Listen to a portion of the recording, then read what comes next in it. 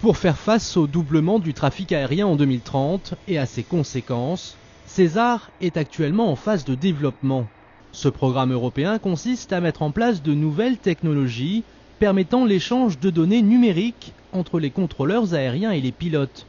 Objectif, optimiser le trafic en vol et au sol, le fluidifier et donc réduire les retards. Un avion qui est en retard, ça veut dire un autre avion qui éventuellement va être mis en circuit d'attente. Un avion en circuit d'attente, c'est la consommation de carburant, donc un effet économique direct pour la compagnie aérienne, mais également en termes environnementaux, du carburant consommé sont des émissions de CO2. Les dialogues aujourd'hui entre le contrôle aérien et le pilote se passent aujourd'hui essentiellement par voix, par phonie, et non pas par moyens électroniques, par data link, comme on le dit en aéronautique.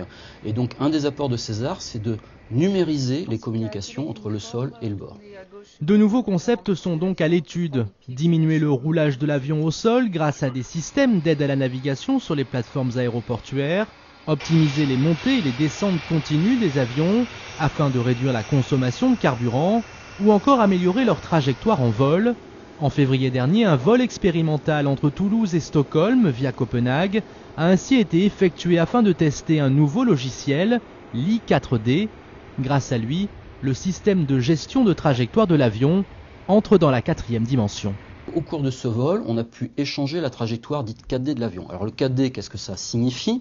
Le 4D, c'est d'abord les 3 dimensions spatiales de l'avion, sa latitude, sa longitude et son altitude.